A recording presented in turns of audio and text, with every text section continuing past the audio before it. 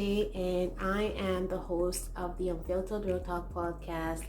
I am just excited to be here today. When I got the invitation that I will be presenting, to be honest, I thought that can't be right. Like, I just started podcasting only a few months ago, but I am just delighted to be here and grateful for the opportunity. So allow me to say a huge thank you and a big shout out to everyone working behind the scenes to make today possible.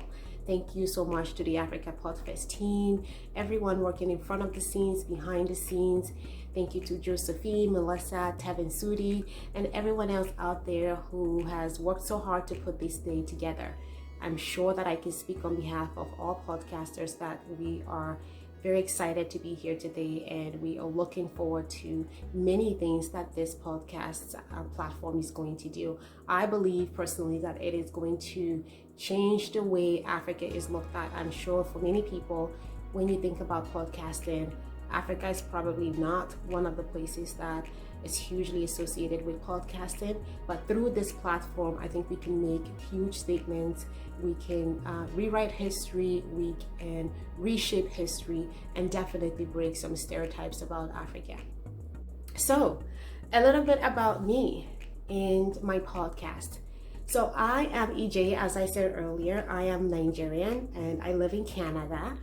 And when I moved to Canada, before I moved to Canada, to be honest with you, I've been a person who is very passionate about social justice, pursuing equality and equity, especially for African women, Black women.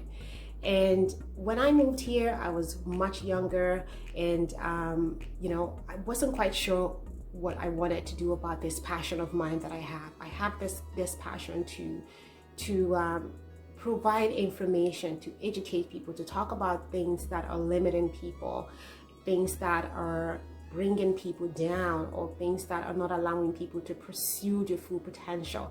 But I didn't necessarily know how I wanted to do that.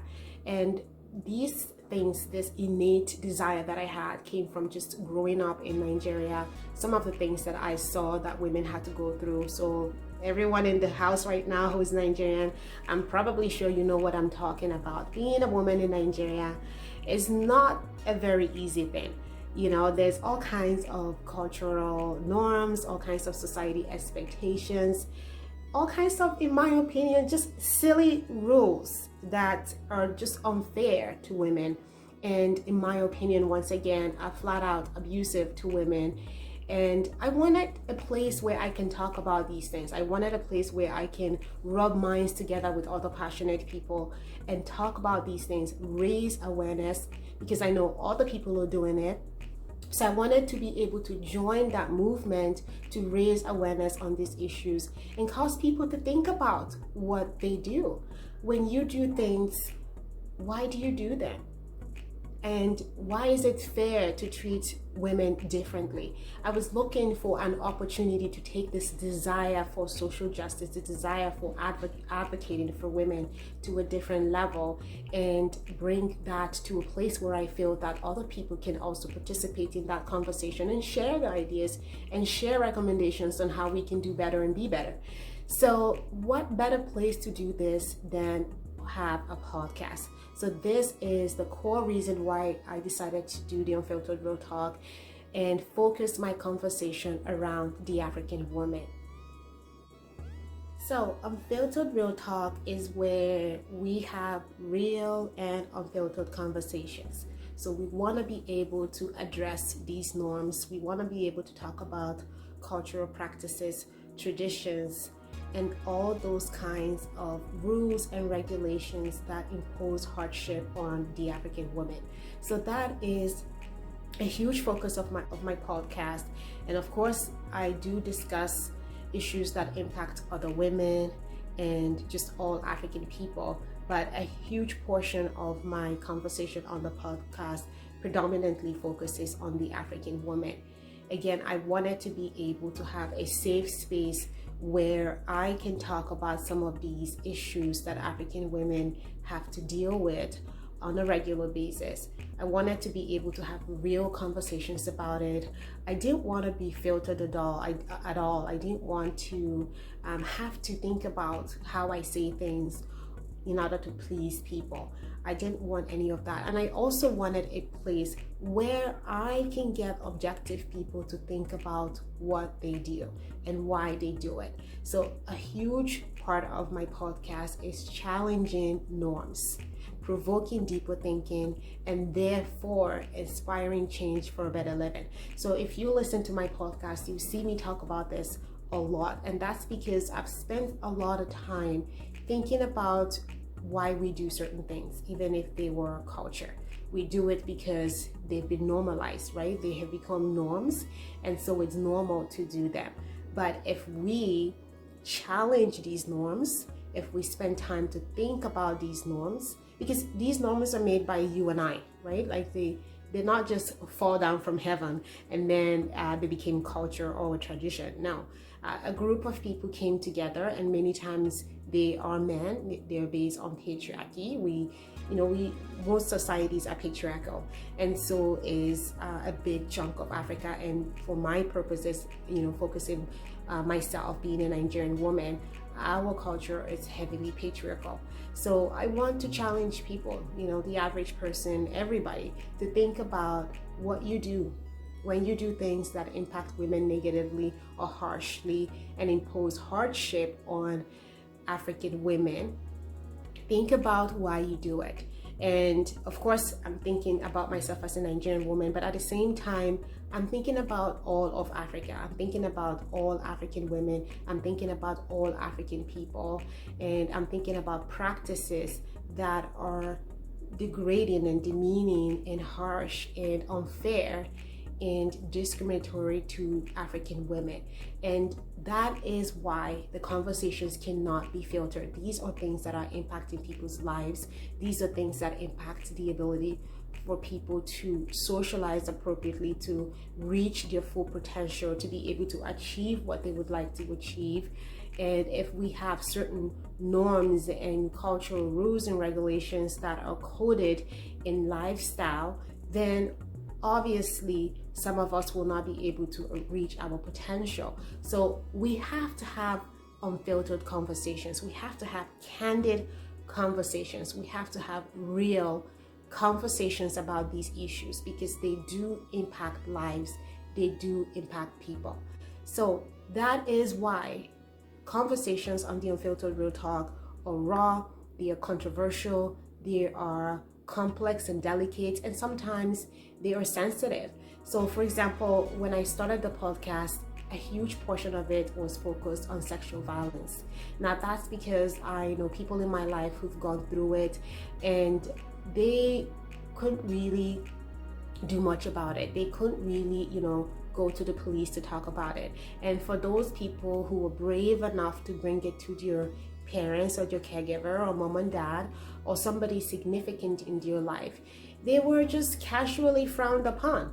They would just, maybe just a little slap in the face for the abuser, and then the victim was told to just carry on with your life like nothing happened, and some of these stories that people shared with me were just powerful, and I needed to talk about it, and I needed to talk about it right away. So the first season of my podcast is heavy. There's a lot of conversation around abuse, domestic abuse, sexual violence, and things like that are predominant in Africa. And of course, sexual violence is everywhere around the world. So is abuse and so many other social injustices, right? They are all over the world. But once again, my podcast is narrowed down to Afrocentric experience. So most of my conversations will focus on just that and how we can do better. How can we do better? How can we shift the narrative? How can we be part of change for better living for all people? Doesn't matter if you're African or an African woman, an African girl, you should be able to be allowed to be that person that you want to be, regardless of what society or culture has to say. So something else that I try to do on the podcast is, because a lot of my conversations are heavy and controversial, I try to keep the conversations light. I mean, if you're talking about culture and traditions and norms and patriarchy and things like that. These are heavy topics, right? Domestic violence, sexual violence. These are heavy topics. So what I do on my podcast is that I take these heavy conversations and make them light and relatable so that people are more willing to listen and people are more willing to engage and be part of that conversation. So for example, a really fun one that I remember right now is I had a guest on my show and we were talking about rape, the culture of rape in Africa. Why is there a real rape culture in Africa? And she also asked specifically, is there a rape culture in Nigeria? And we were talking about that and trying to make sure that we explain our opinions, right? Explain our perspective, because we're just regular people on Unfiltered Real Talk. We're just regular people having conversations. We're not claiming to be experts or to be professionals in any specific field of thought or subject matter, but we're passionate people about specific topics and specific issues, and so we talk about it from a place of passion and personal experience. So back to the sexual violence and rape culture conversation. The way my guest went about talking about consent, I thought was just absolutely hilarious. We had a lot of positive feedback about that because, again, rape and anything with regard to sexual abuse is a very heavy topic and one that many of us just don't feel comfortable having, or we shy away from it, or we don't want to have it in a public space like a podcast, right? So what she did, and what I thought was really fun and good to also drive home the topic that we're trying to communicate, is how she went about explaining consent. So she said, sometimes you may think, okay, consent is, yeah, let's get our groove on, I'm feeling you, you're feeling me, all that stuff is excited. And then all of a sudden it's no longer exciting. I'm not feeling you and you're not feeling me.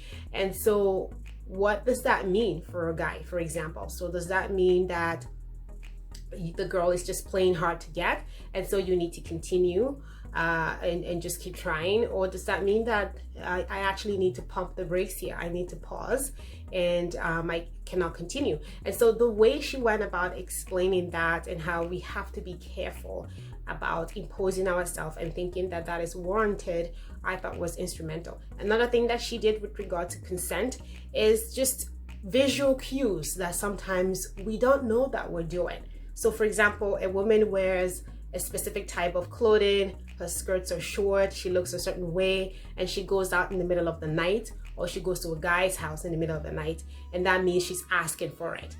That means it's consent indirectly. So she goes in with these kinds of examples and breaks it down in a very light and relatable way so that we can understand this complex and sensitive issue. So I think that's something that is instrumental in the culture or the environment of my podcast, or what my podcast is trying to do with regard to talking about heavy issues, complicated issues, but at the same time making sure that they're relatable and light enough so that people can stop and listen, and people are more willing to listen, especially those people who would naturally not listen to these kinds of sensitive conversations, right? So making that conversation, breaking it down in a way that people who would not listen normally become more inclined, willing to listen. And of course, when they listen, the battle is half done, because when they listen, hopefully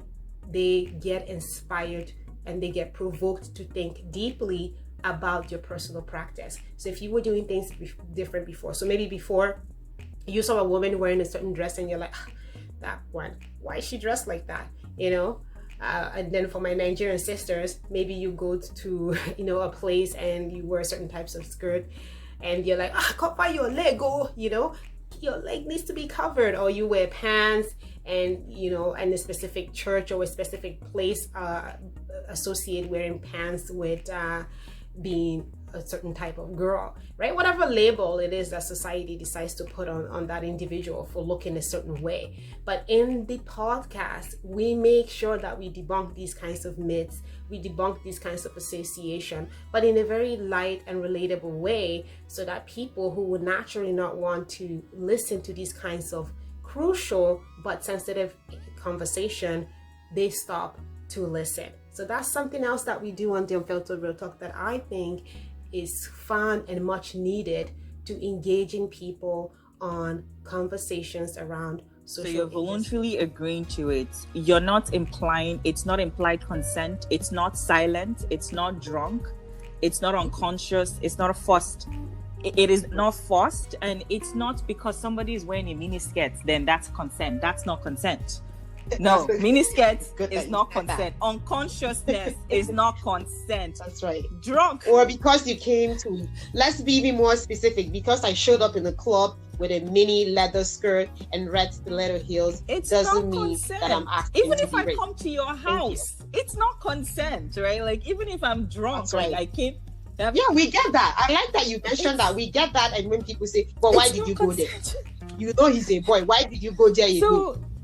So, explain to me. Keep going. I like this. Those things I've listed are not consent. It's not forced, right? It is a voluntary agreement to engage in a sexual, like in anything sexual. Fun, if it's an activity. They do face additional challenges just because of social attitudes and stereotypes about men, right? And masculinity. So if you're a man, right, you know how it is with the African culture. And I think even over here in the Western environment that Sharon and I reside is, you have to be a man, you have to be strong, you have to be able to just take it, you can't show emotions. It's all about masculinity. And so if you come out as a man and say that you were sexually abused or sexually assaulted, it's a big deal, right? You might not be taken seriously, and it might also somehow diminish who you are as a person, right? Let's talk about that, because I think it's important to understand that men can be sexually assaulted.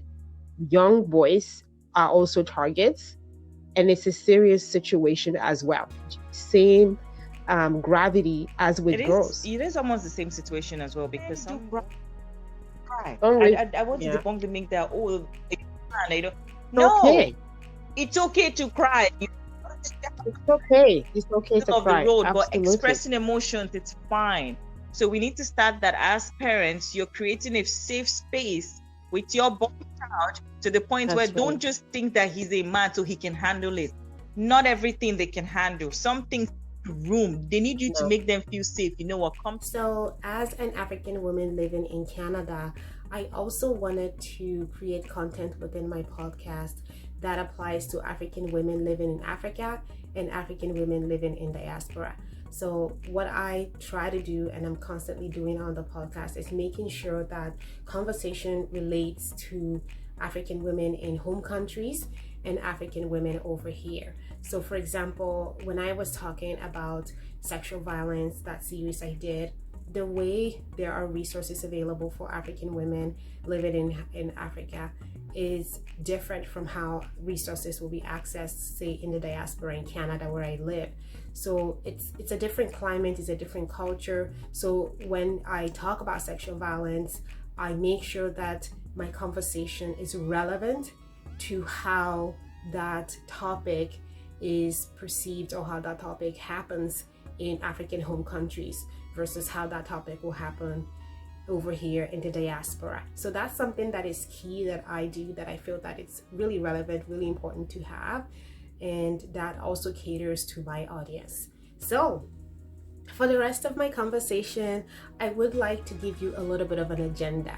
So I will be talking about one episode that I found very inspiring in my podcast. So on my podcast, I have conversations with guests from different backgrounds, from different walks of life, all across the globe. So some are here in Canada, but many of them are also in Africa. So there is one particular episode that I truly found very empowering, and most of my conversation today with you will be around this episode. I hope you find it empowering as well. I hope you find it inspiring, and I truly believe that it's a conversation that needs to be had, and that is why I am focusing the rest of my presentation today around this episode, this conversation that I had with a guest.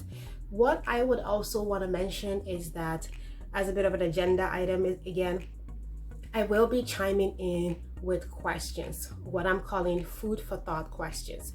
So throughout the conversation, I will challenge you with some questions. I will ask you to think about some questions, and we can talk about that at the end of this presentation, or it's something that maybe you can have a conversation with your friends and family outside this PodFest, right? We can keep the conversation going. We can keep thinking about these things critically, and we can keep inspiring change, right? And looking for ways that we can inspire change by getting to know more about things that we currently know less of.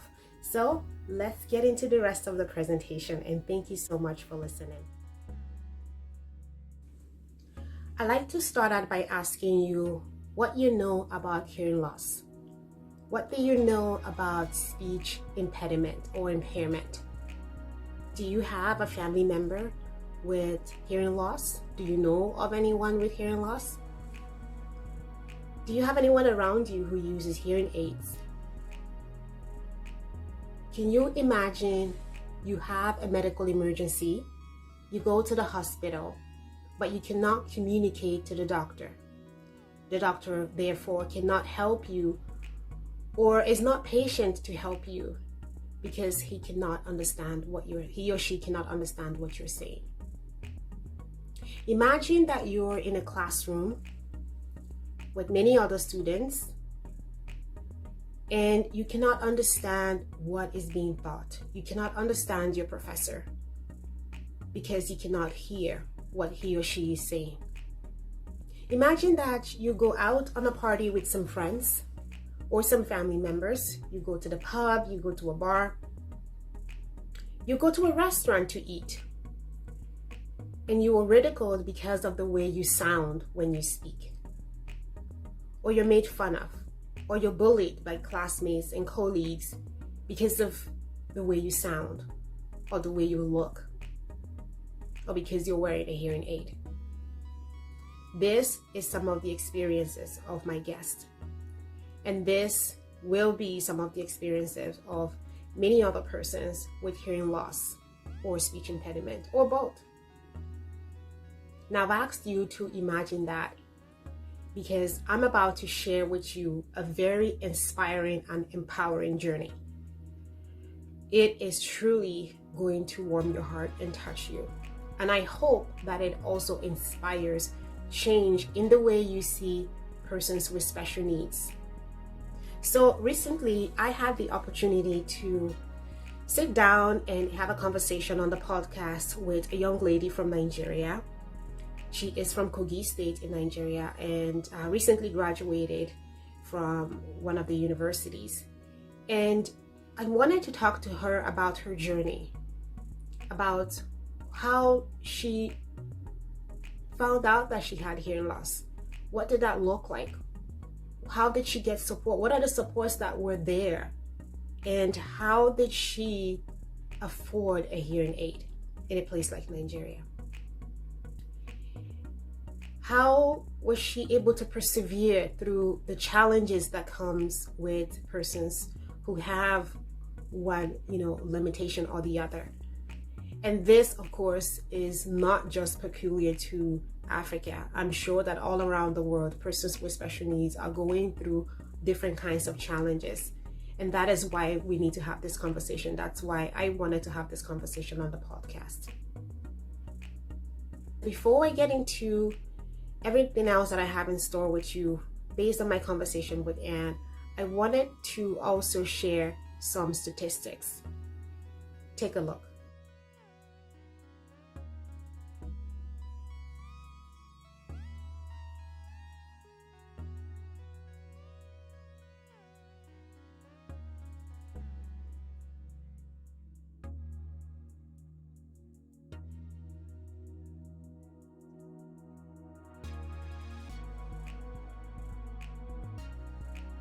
Research shows that in Nigeria, as of 2020, there are about 8.5 million people living with hearing loss.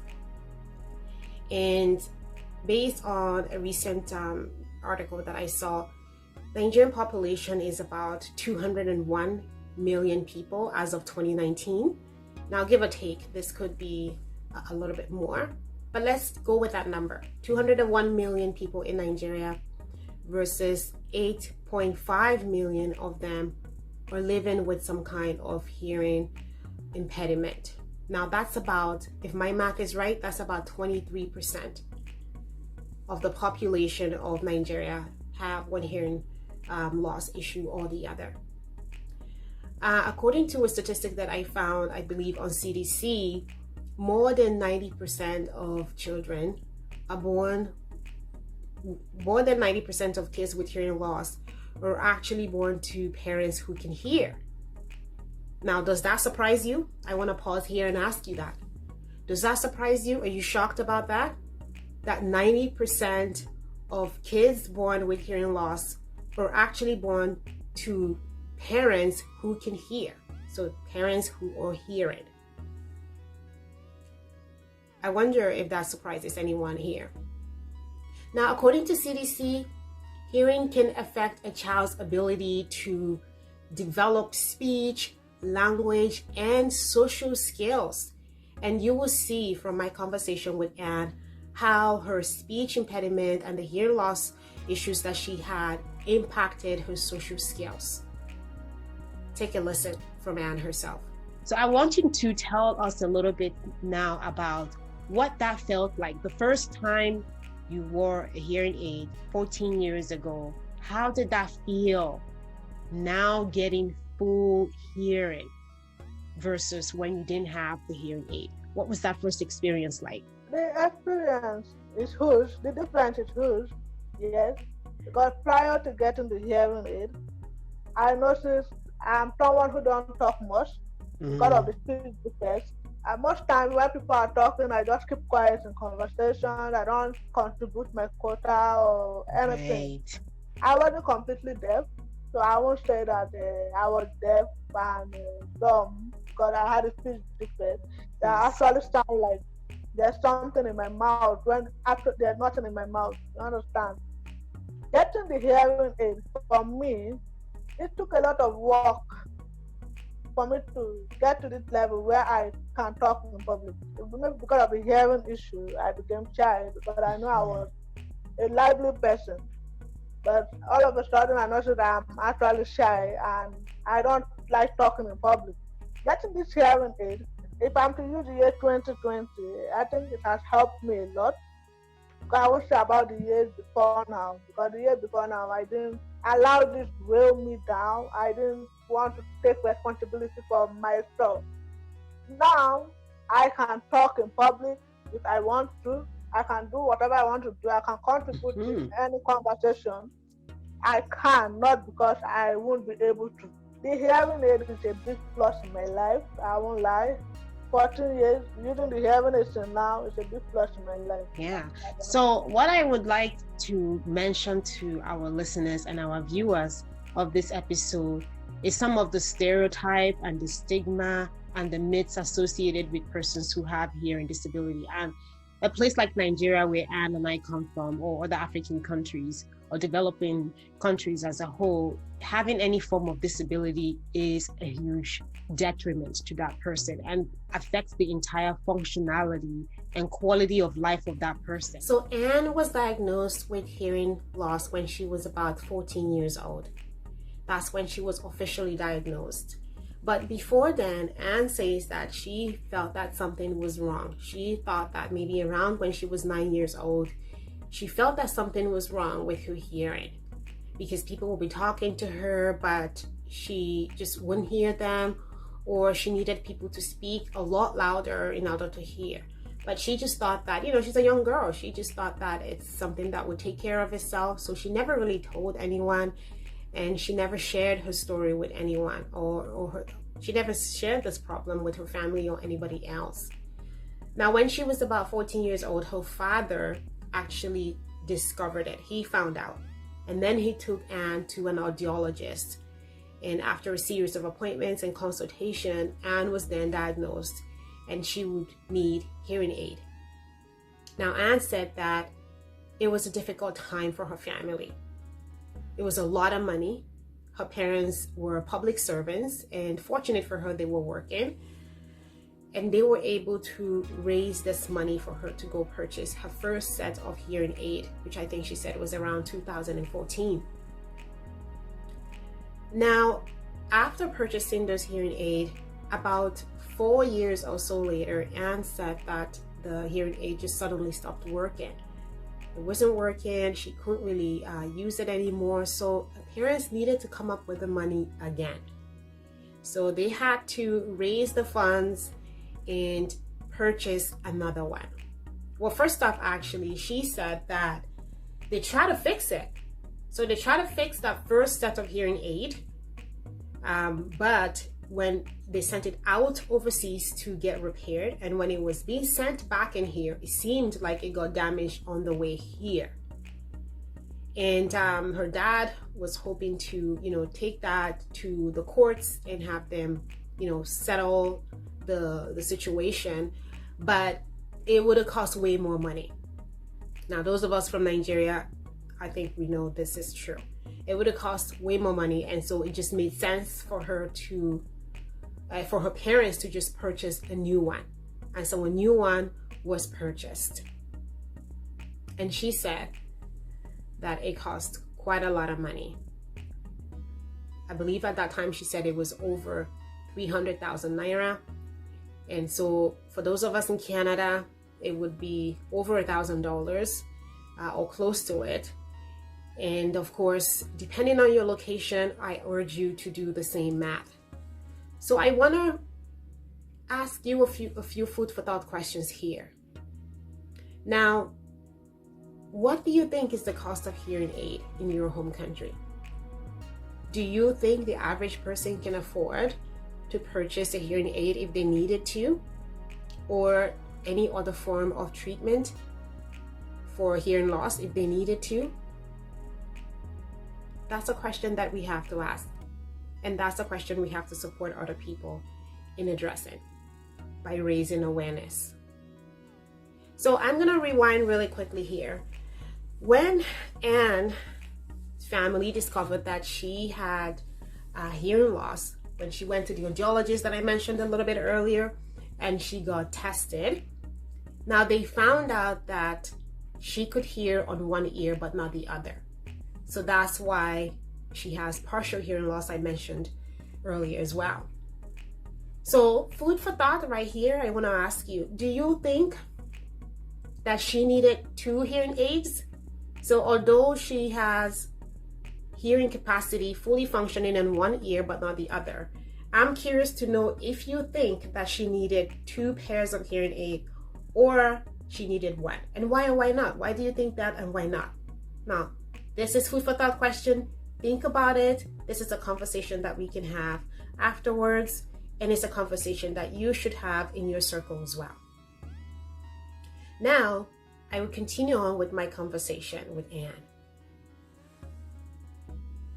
So after this incident, Anne's family needed to purchase another set of hearing aid for her. And they were able to purchase it, and she started using that one. But what happened is it was just not the right pair for her. She started to have migraines and really terrible headaches, and so we needed to be changed again in a really short while from when it was purchased. She needed to purchase another one again. Now, all hearing aids were purchased in Nigeria, so kudos to to the industry out there who is working on making sure that hearing aids are manufactured for persons with hearing loss. I think that's important. Now, keep in mind that Anne's family is just a civil servant. They don't have a whole lot of money, and Anne said she had other brothers and sisters. So it was really hard for her family, but they had to do it, and kudos to them. Now, I want to share a little bit about Anne's experience. some of the stereotype. I'm talking about her journey and some of the things that she experienced being a person who needs to use a hearing aid and a person who has partial hearing loss. I want to talk about that here. And in one occasion, when Anne was in university, as I said, she is a recent graduate. When she was in university, she was called out in front of the class. Now, this is what happened. So Anne said that she was in one of the classes. She typically sits down with some of her friends because she needs to look at their notes and copy from them. She cannot hear them. She could not really hear very well. It's a huge classroom, and so she doesn't really hear very well when the teacher is teaching. So what she found really easiest to make sure she doesn't miss anything in her education is just copying from her friends. Now, unfortunately for her, on one occasion, her professor called her out and asked her a question and why she was looking at somebody else's note. And she told the professor that she could not hear. Rewind to the beginning when I asked you some food for thought questions and I said, imagine that you're in a classroom and you cannot hear the teacher. That was Anne. You want to guess what happened when she told the teacher that she couldn't hear? Do you have any idea what happened?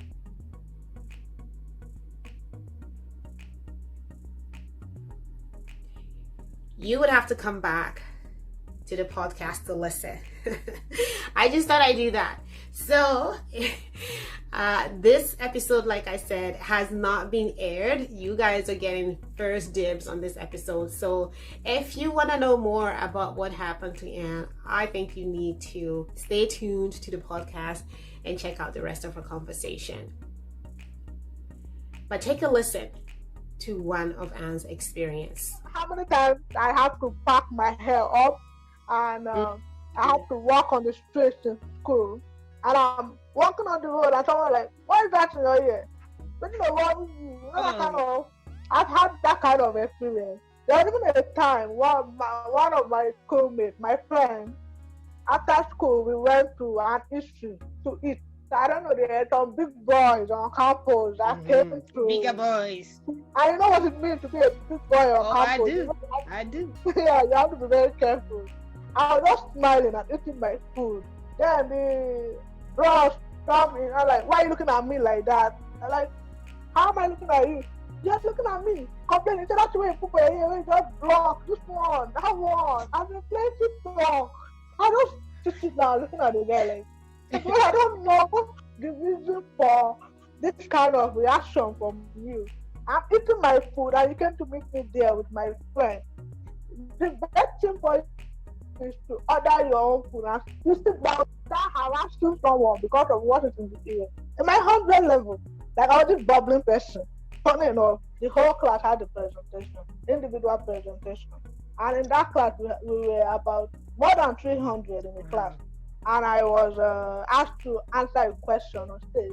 So because my voice wasn't loud enough for the lecturer to hear, the man asked me there, in the, lecture room in Nigeria, you know how it's built. It's actually big.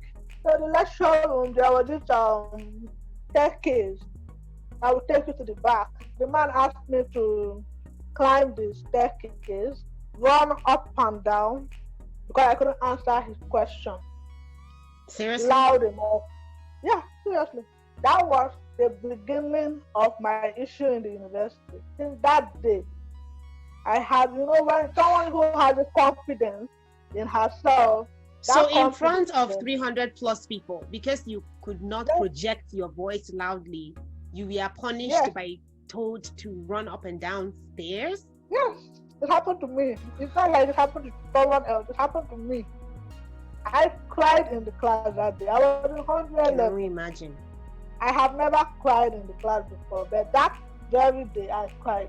That was the beginning of my problem in the school because I lost my confidence, I lost my voice, I lost everything concerning me. So most times I'll just quietly enter the class and go to the back to avoid any kind of embarrassment. Or is it when the lecturer is giving his dissertation or lecture?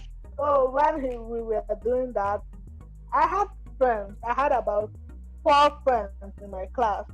I'm always sitting with them to ensure I'm able to copy whatever they put down, because I won't be able to do it on my own. Even if I hear some words, I'll have to still collect notes to complete whatever space is left in Sentences, the notes. yeah, absolutely. Yeah.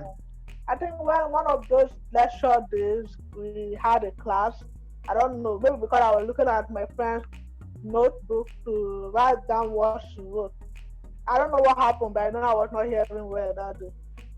And I had to, in order for me to, I had to travel down to Abuja to see the doctor to fix something on my hearing aid. My hearing aid, I had issues that day. Okay. So the man, I don't know, maybe due to ignorance, told me, hey, you stand up. And I like, okay, what did I stand? What did I do? He said, why are you looking at the person's nose? I said, because I can't hear what they're saying. That's why I have to look at the person's nose. And I said, that's how you block your ear. The people like you that will be walking on the road will block your ear. You know, that kind of conversation. There are a lot of things that happen. I don't know, you know, in Nigeria, you know, you have to be scared of the lecturer if you want to graduate, you know, that kind of thing. Yeah. So Anne said that that day she was just humiliated. She felt embarrassed, and she thought that that was the day that her self-esteem actually started to dwindle. She became reclusive, she became an introvert, and she just did not want to speak anymore or to be out there anymore. She said that she was an outgoing person, a fun person, very sociable, friendly, wanted to mingle and just be herself and explore life. But after that incident, she said she became very shy and very removed.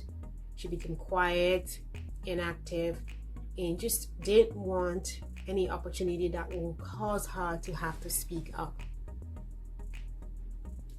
I want to shift gears before I continue my conversation with Anne, before I continue her story. I want to shift gears and talk about what you think are the causes of hearing loss. What do you think are the causes of hearing loss? Do you think that it predominantly happens at birth? It's a birth defect? Well, that is one cause. And as I mentioned earlier, a big chunk of infants that are born with hearing defect are actually born to parents who have hearing, full functioning hearing. So birth defect is one. There is also things like loud noise, loud music, gunshot, injury, accidents. You know, maybe you know one is in a car accident or any other form of accident. So there's a variety of things that can cause hearing loss. But I want to focus on hearing loss where a child is born with it, or a child develops hearing loss as they get a little bit older. I want to mention that one of the research that I read mentions that if an infant is born with hearing loss, there are some signs that you can use to detect that. Now, in this part of the world that I live in, every infant that is born goes through a series of tests. So there's tests for eyesight, for hearing, for the smell, and for, grip.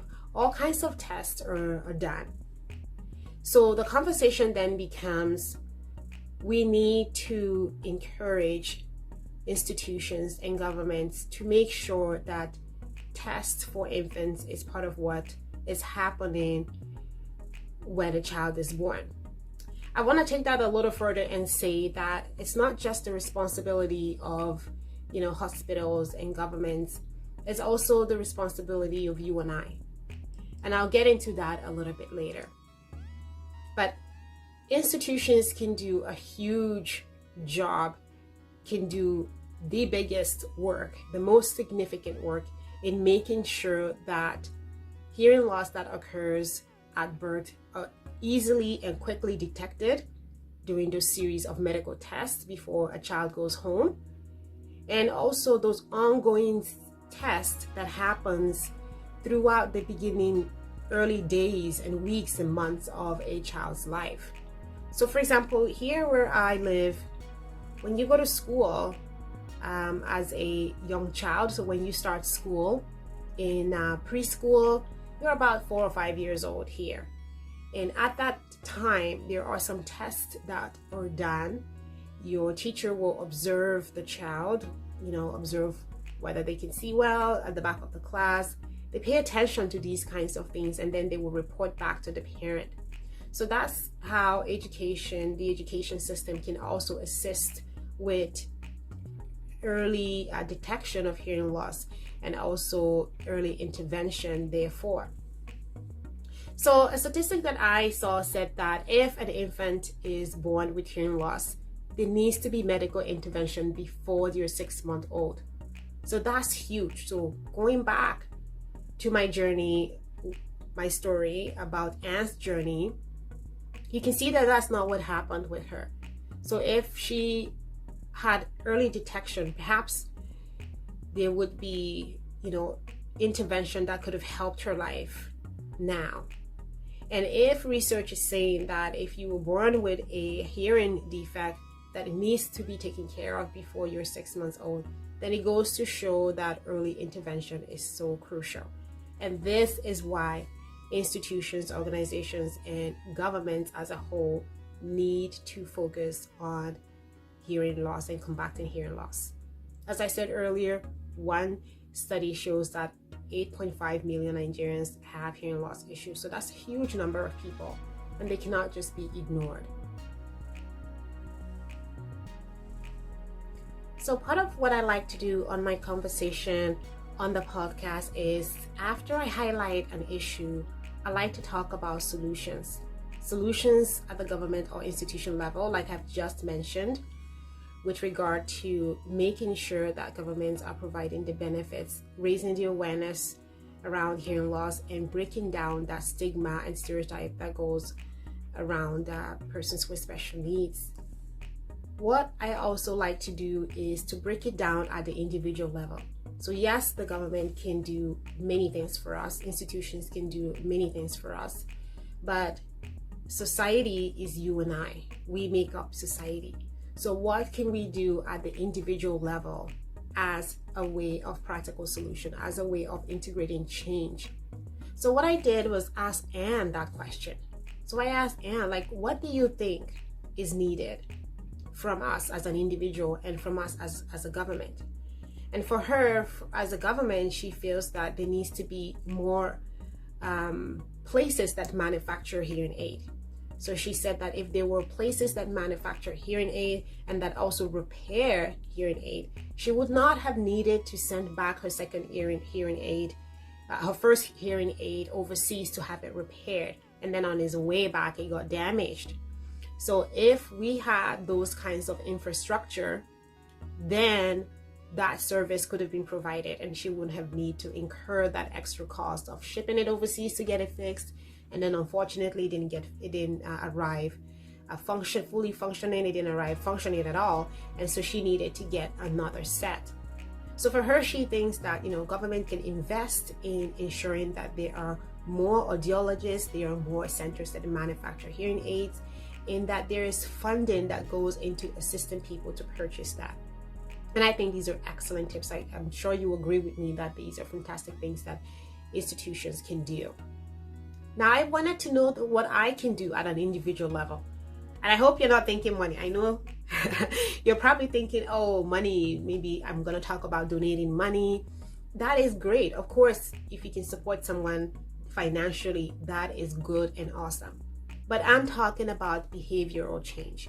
What are some of the stigma and stereotype that we perpetuate by the way we do things, right? So Anne shared with me that one time she went to a restaurant to eat, and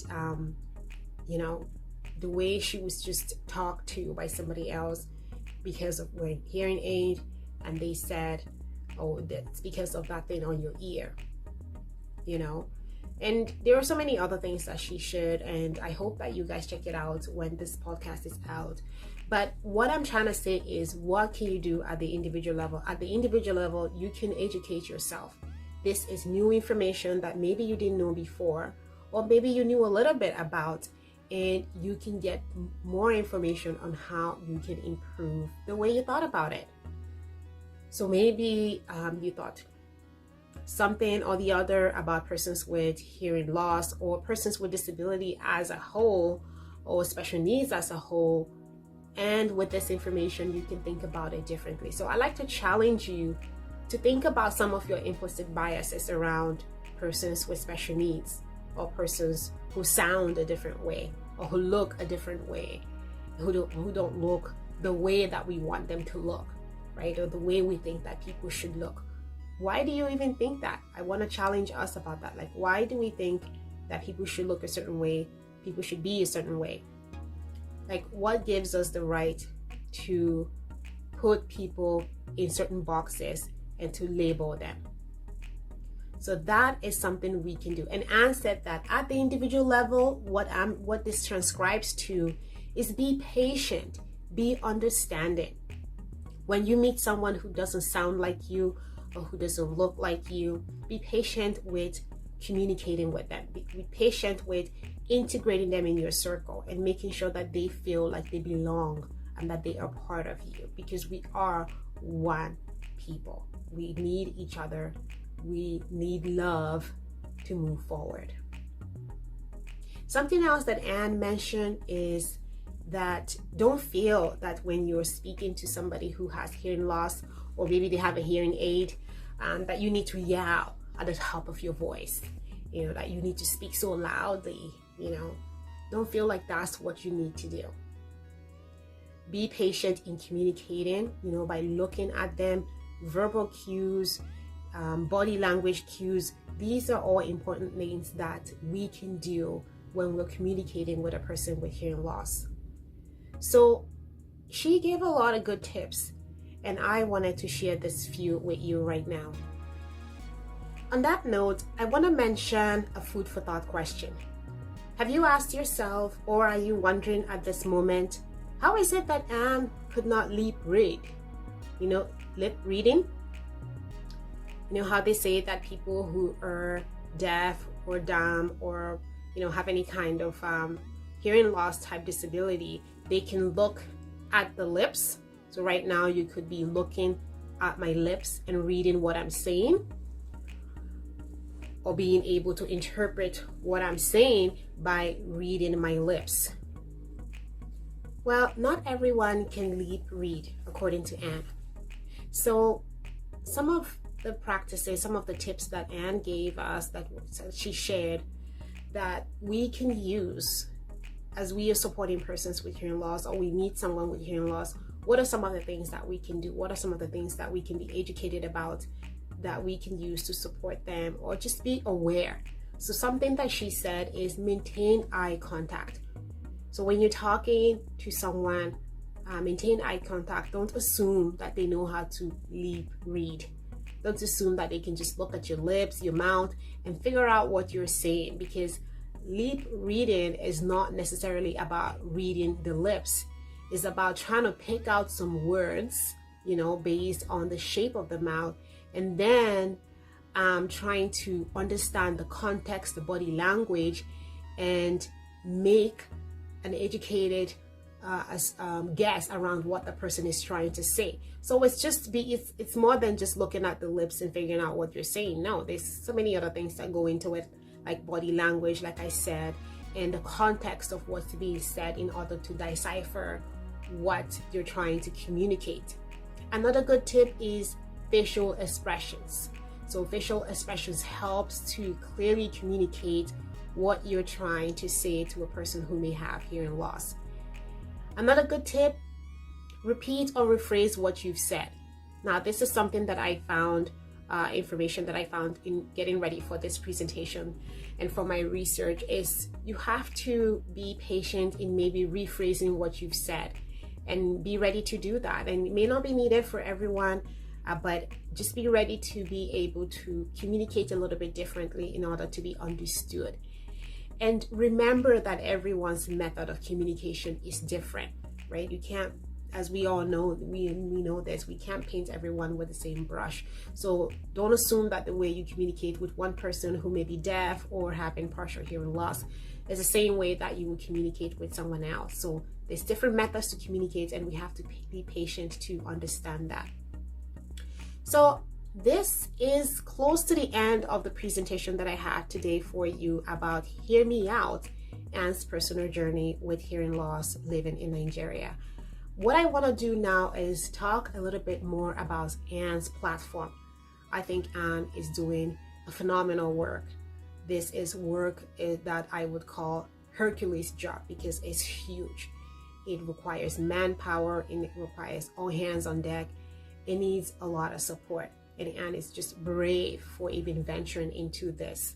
So Anne, through her social media platform that is called Hearing with a Difference, that's the name of Anne's platform on Instagram. And if you go to Instagram and type that in, you'll be able to find more information about what she's doing. So under that social media platform, she actively provides educative information and all kinds of resources about hearing disability, hearing loss, partial hearing, full deafness, and the likes. So she is constantly posting educated information on there that truly inspiring, truly thought-provoking, gets you to really think. And I'm positive that there's content on there that you probably did not know about. I mean, I didn't know about lip reading, for example. Like, it's only from, talking to her and then doing some research and checking out her platform that I actually came to understand that, oh, it's not just looking at the person's lips and then you can figure out what you're saying. I always thought that was complicated. Like, how do you look at somebody's mouth? Like, I'm talking to you. Imagine that. Like, close, just look at my lips, pretend like you can't hear what I'm saying. As a matter of fact, let's do that.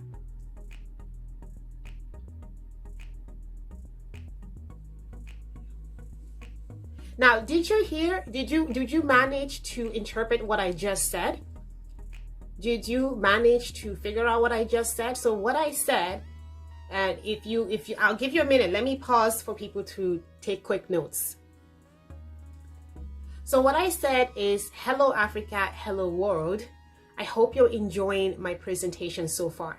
Now, if you managed to get that when I paused and was speaking super quietly, then great.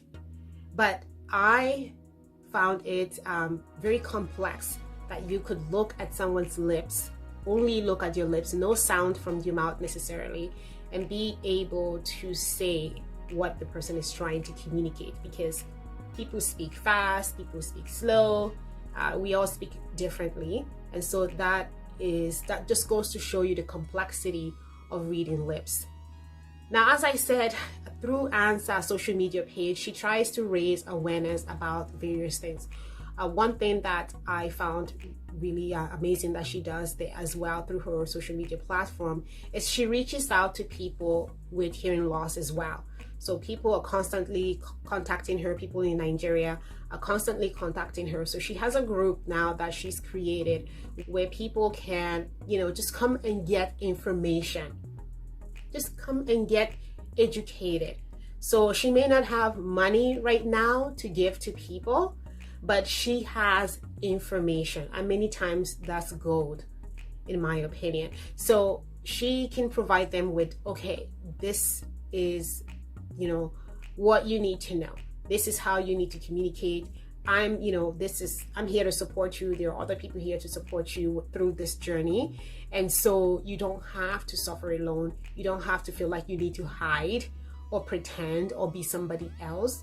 There are other people like us. It's a community of us. So Anne is basically creating a community of people who are supporting persons with hearing loss and people who are with hearing loss getting supports and supporting each other. So that's what she's doing. Very quickly, she mentioned that recently she had about 10 people with hearing loss come up to her, and all 10 people did not have the funds for hearing aid, but at least she was able to provide them with information around, what to do now that that this is happening, especially for little ones. Like if it was a little child and mom came to her and said, I think this is happening, or somebody sends her a message and say, I think that my child can't hear, she's able to say, you need to get diagnosed. You need to go take your child to a doctor and make sure that they get professional help and get professional diagnosis. Right now, this I think is crucial. I think this is important because many times we assume, right? Like we assume that this is just a casual problem.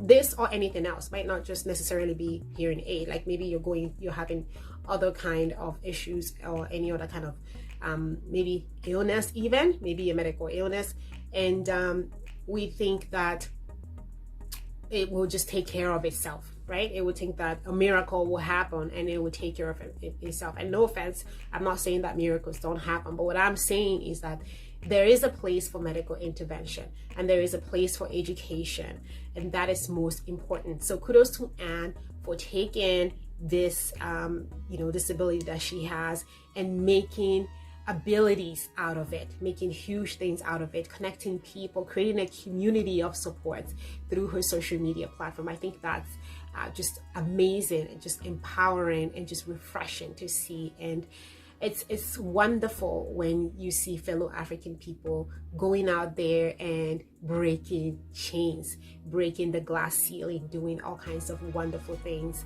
with what they have. We can start where we are with what we have. We don't have to wait until we have huge sums of money or huge contacts and influence to do something great.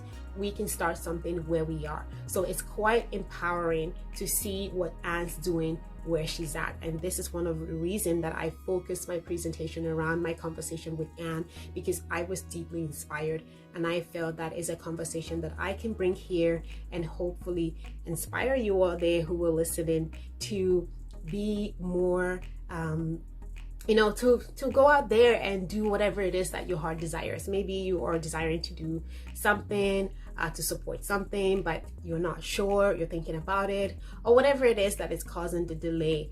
I feel like Anne's journey just goes to show that you can do anything at wherever it is that you are.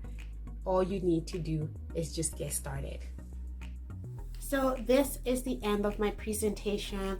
I do want to say that part of empowering the African woman is working with allies, and that means working with men as well. So I'm not here on the Unfiltered Real Talk to just, say that all these things are wrong with patriarchy or society norms and society culture. Not at all. So many African culture is beautiful, it's wonderful, and I am very proud of being an African woman and being part of some of our traditions. So part of, empowering the African woman is working hand in hand with our male counterparts as well. So join me in supporting the woman in your life, the mom in your life, the sister in your life, the friend in your life, the better half in your life, the little girl in your life. So join me in empowering them by making sure that they can achieve the full potential that they want to. So this is the end of my presentation. I really hope that you got one or two life nuggets that you feel you can take home and change the way you see hearing loss or the way you see a disability or persons with special needs. Or maybe you can take that information and inspire a conversation around you, or talk to someone else about what you've learned today. So I truly hope that this conversation and this presentation has been meaningful for you. So thank you for listening, and thank you also to the Africa PodFest team for this amazing opportunity to be here. I truly feel that this is going to be huge for Africa. I feel that this podcasting platform is something that will bring groundbreaking change for Africa, groundbreaking movement to what we're doing as podcasters. And so thank you so much to the Africa PodFest team for this opportunity once again, and to everyone for listening. Let's go out there and continue podcasting and continue being amazing and bringing great information to the whole wide world and to empowering African people. So enjoy the rest of the presentation, and I hope that we can connect on social media. And do take care, do continue to keep it real, and continue to be inspired and an inspiration to all those around you.